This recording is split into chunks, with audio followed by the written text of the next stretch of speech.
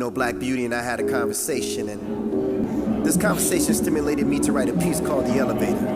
Check this out. Doors, eyes. Look around. No, really, look around. For real. There's this elevator, right? It's full of people. Some family, some friends, some strangers. But you're all in the basement. See, the basement represents that brand new idea that was blessed to be manifested in your mind. But by the time you share your idea with the 10 people standing in the elevator next to you, some of them get the hell off before the door even closes. Sort of like those so-called friends, the ones who you thought would be there through thick and thin down to the end. Didn't even make it to the first floor. The door closes. The elevator rises. Much to your surprise, you're making progress. The bell rings. You're at the first floor. The door opens, and guess what happens next? Those childhood friends, well, they got goals of their own. Time for you to be strong, because you're gonna lose some of these friends during this ride and feel alone. But as they walk out, a few more friends walk in. You started off with 10, and now you're down to 8. And one of the new friends who just walked in pressed floor 2. So you know what that means. The next time the elevator door opens, they'll be going too. But before they left, they introduced you to one of their friends, who became your friend. Then y'all became close like kin. The door opens at floor 2. You lose a few, but one man walks in, and he becomes your boyfriend. And now we're down to 7. Now only 4 out of the 7 are the original occupants that you begin with. In all, there are 2 strangers, 1 cousin, 1 friend, your mom, 1 new friend, and a boyfriend. Now the elevator passes floor 3. Seems like life is finally looking up.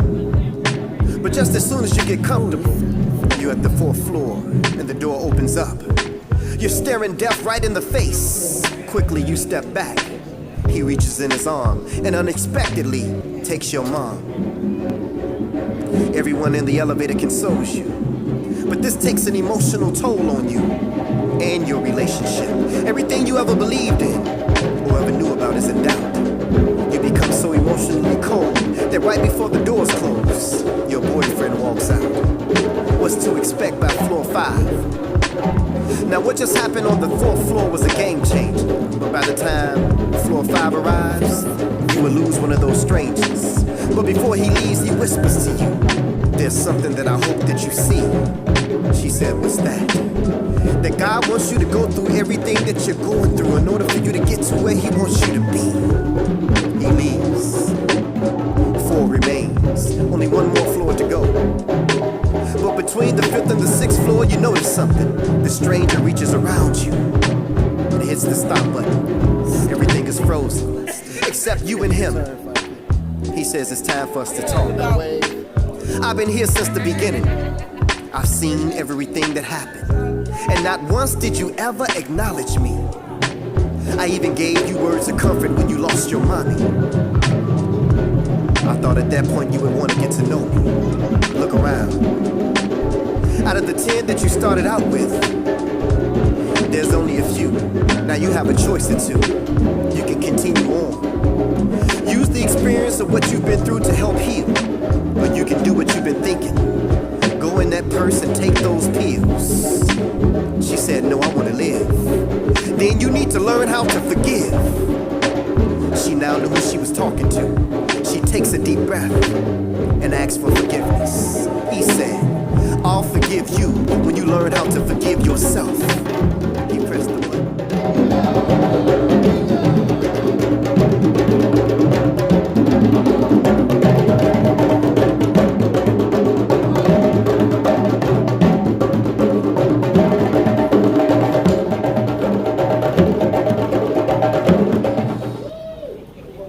The P.O.E.T movement. Keep changing this on me. The P.O.E.T movement. Give them a hand, everyone.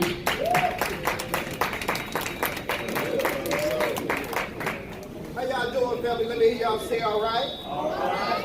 One more time. How y'all doing? Let me hear y'all say all right. All right. Just turn the mic down just a little bit, my brother, just a little bit.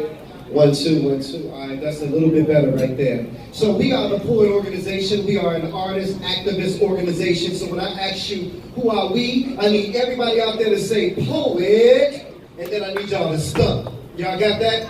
Who are we? P.O.E.T. That's what I'm talking about right there. So we are here in the spirit of Kwanzaa right here, the 7 principles.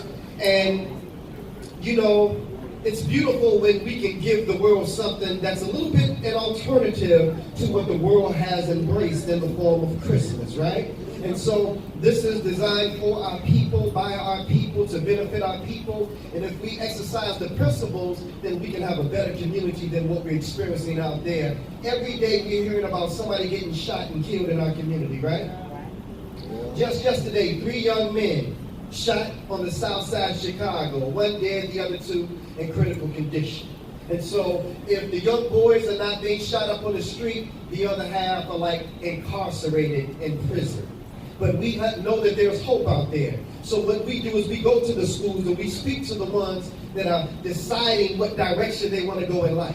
On the 21st, we'll be going to the juvenile detention center, speaking to the young people, so when they get out, then hopefully they can make better choices than the choices they made that got them up in there in the first place. But I tell them, I said, you know what? Some of you all that are up in here, God is protecting you from what's going on out there. So choose this time, because you couldn't be disciplined in the world, so now somebody got to tell you when to get up in the morning, when to go to the bathroom, when to go to the shower, when you can eat. You don't want that, then go out there and do the right thing. So let me introduce my team, ladies and gentlemen. We're going to bring a sister up first who is an 18-year-old now. She's 18 years old now. And she is one of the few young Black classical opera singers in the city of Chicago. This is her first year in college, HBCU, Fisk University, y'all.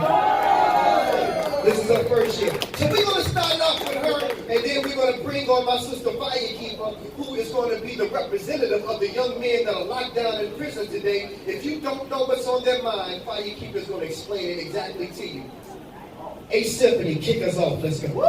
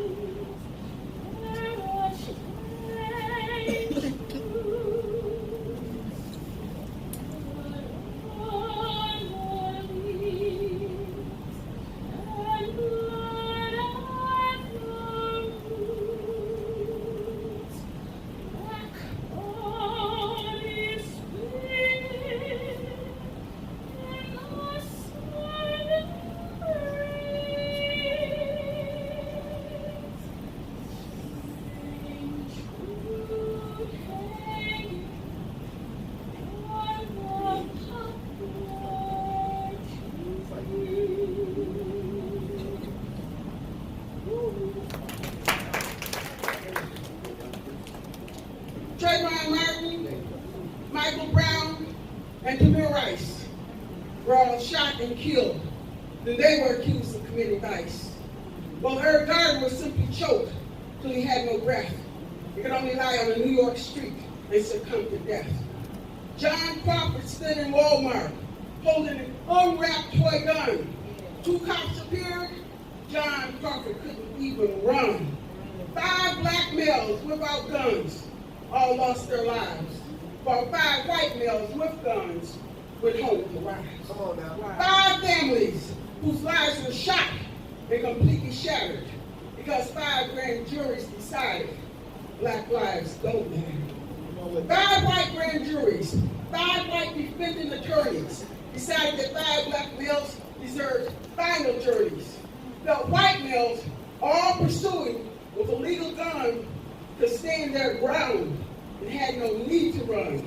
But 5 black males without a gun, the jury found, deserved to die because they had no ground. How can black people stand ground when there is no ground? Instead of ground, there's quicksand we have found. Come on. For instance, Marissa Alexander, a young educated wife, in fear of an abusive husband and fearing for her life, shot a warning bullet into a solid wall, which began her descent into an epic fall. Although the police verified the validity of her fears, a grand jury sentenced Marissa to 20 years. 20 years! No one shot, no one dead, but she was convicted for being black and afraid. When will this insanity on African Americans stop? We feel like we're living on a dynamite spinning top. When will the United Nations take a stand and declare a moratorium, declare a ban on killing black people in America because we're black? America, we charge you with genocide, an historical record from which you cannot hide. These killings are modern day lynching of today, where evil is real and it has found its way. What is it that makes them want all of us dead? What is it that makes them so morbidly afraid?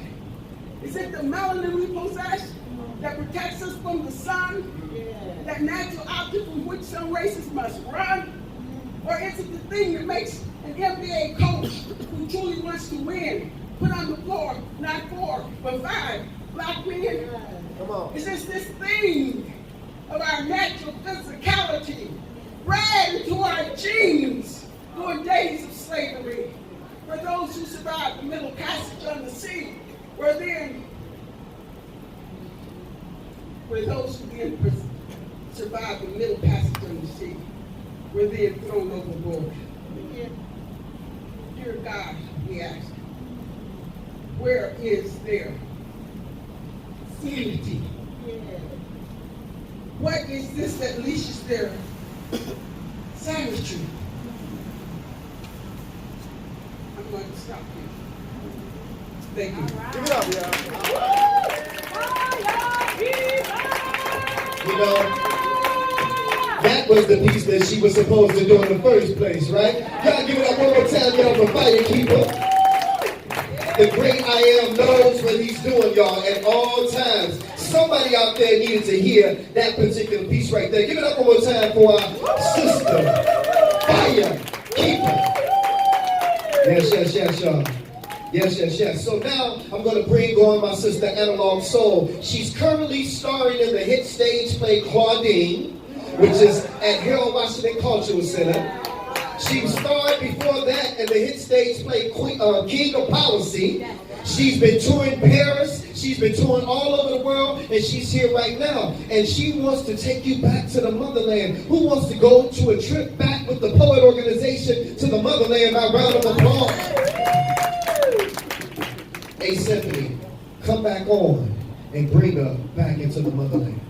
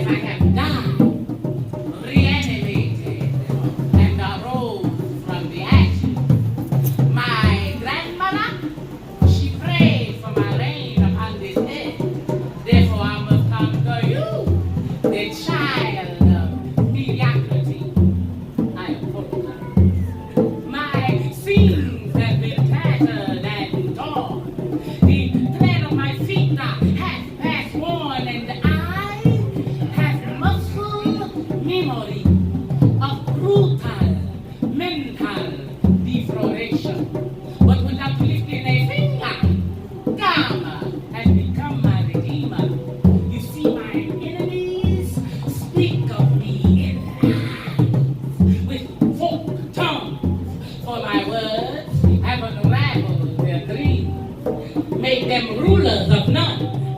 My talents cultivated the manner of disbelief, thus I have blossomed in this urban garden of Eden.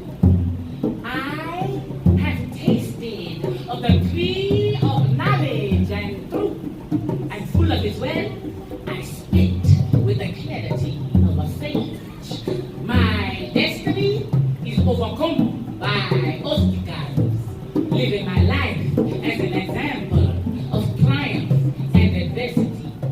I am a child of the universe, therefore my talents are limitless, self-taught by design, not by choice. Life is my teacher, for I'm a student of pain and desperation. The science of perception has become my enemy. You see, I see potential in my fellow man. My third eye seeks out the ultimate end game, and I truly believe that we shall all be as one, that eventually we shall overcome. So you see, I am my brother's keeper and my sister's champion. And though I treat everyone fairly, reciprocity is not my friend. You see, I've learned to be my own hero. I've learned to be my friends like I be my fruit, and not to let the world destroy me and you. You see, my growth rings are telltale signs of my struggle. But I will not change my past to spite my present. So heed the epitaph of my trials. Learn from my footsteps in the sand. My father was a volcano. My mother, lava. And I am a daughter of the ash.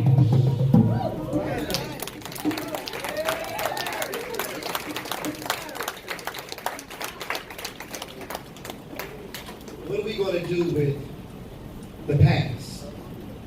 The past that we have endured, that brought us to where we are today. Analog Soul just gave you a glimpse of hope, of where we come from. This earth is ours. When God created us, it was the first thing that He created. Through all that exists today, it came from us.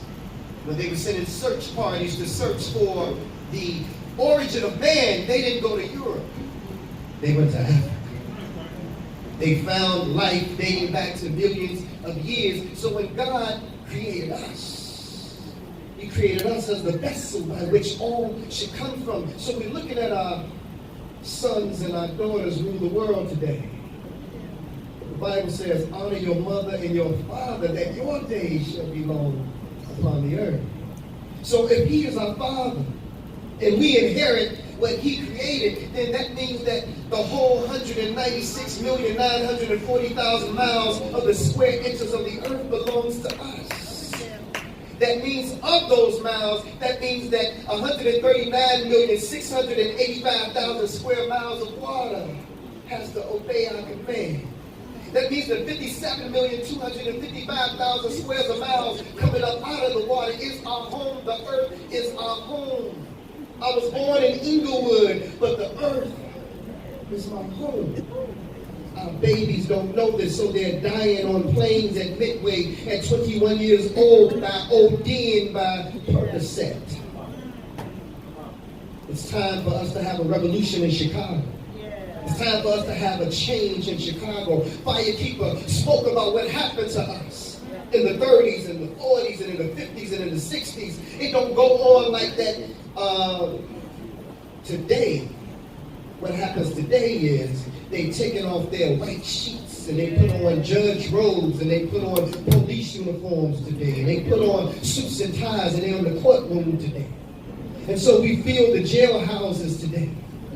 But we got a message for Chicago today. They feel like a motherless child.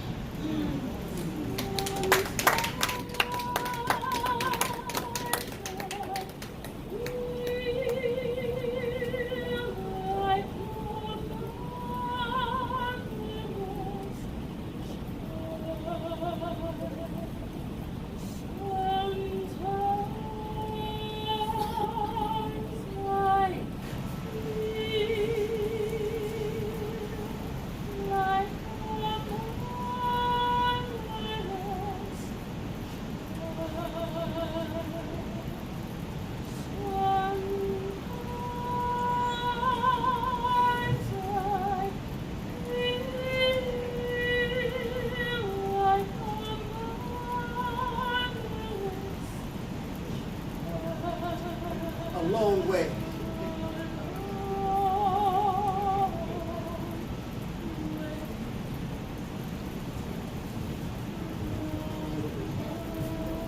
Chicago. Already over 2,000 people shot this year. Do your math, there's more than double the days there are in a year mothers fear their babies not making it home from school. Unemployed brothers ain't got time to look for a job, but got time to be on Facebook, Instagram, and Twitter, acting a fool. And these gangs out here ain't following no rules, they ain't got no structure, but they knew exactly what they were doing when they denied parole for Jeff Floyd and Larry Hoover. See, there's an old saying, cut off the head and the body would fall. Let this be a lesson to all y'all, and I'm a part of some of these Chicago artists who boast to the world on how their lyrics be so cold. And some of them will get right on stage and talk about how God saved their soul, but won't get out here and go to none of these schools or get out here on none of these streets to even try to save just one soul. And the church, y'all didn't hear me. I said in the church, if you're really there to help save lives, then let me make a proposal. If the church you attend ain't involved in community affairs to help save lives, then damn it, stop paying your time. And as for the Black Lives Matter movement, you didn't think I was going to let you off the hook, did you? I believe that Black Lives Matter, but when a black lives going to matter to black people. March in the hood like you do downtown. Shut down some of these gas stations and liquor stores that become breeding grounds for our babies to get shot down like you do those businesses on Black Friday downtown. Chicago, home of the Chicago Cubs, the monsters of the Midway, home of Michael Jordan and the Chicago Bulls.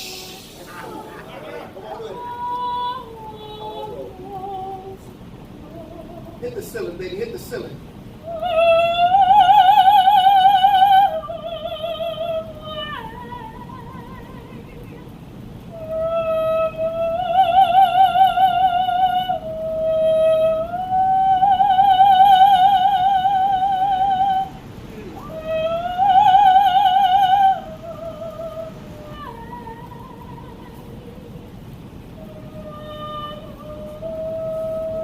See, I don't think y'all understand. What's going down in Chicago has always been about land.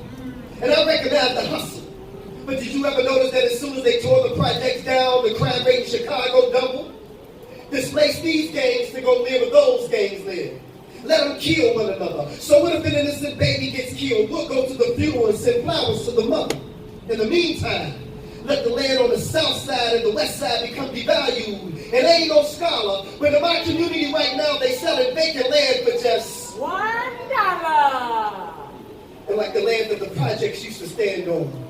They gonna build retail spaces and condos. And while we addicted to Facebook, Instagram, and Twitter, and our babies are addicted to nachos and cheese, little baby Chucky say cheese. So what if your boy shake your booty for the camera, say cheese?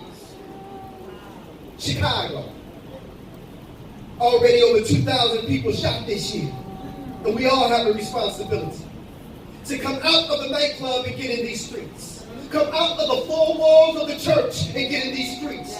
Get off of your social media soapbox and get in these streets. See, we all like to talk, and we love for our voices to be heard.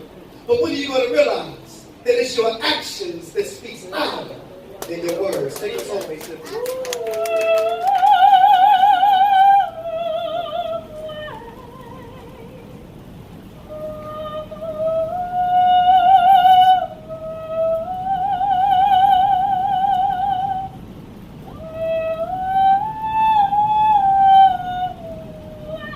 A long way.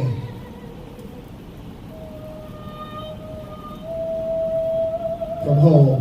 Thank y'all. We the P.O.E.T organization. Right in the face and slap. Out of the many people that came into your life, you're going to lose the majority. Expect for the ones closest to you to disappoint you, let you down, betray you. But don't you change. Stay you. And at the end of the day,